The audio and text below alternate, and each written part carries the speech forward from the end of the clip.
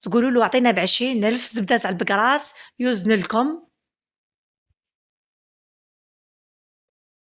حين تحصلوا على أروع وأبن مسفوف. وهنايا عندي نص كاس تاع سكر ولا فوق النص بشوية، لازم هو سخون قبل ما يبرد باش يدوب معايا السكر. نحركو مليح، نخلطو مع الكسكس أو الطعام أو النعمة. أنا حنقول لكم، نعتذر لكم عفوا. الزبدة تاعي تاع البقرات مازالت ما دابتش وهي هكاك سخونة، ندوب فيها السكر، سكر حرش. تقدروا ديروه بالعقدة اللي حضرتها معاكم في الرفيس. تذوبوا الزبدة أو المقارين مع العسل وديروا له العقدة.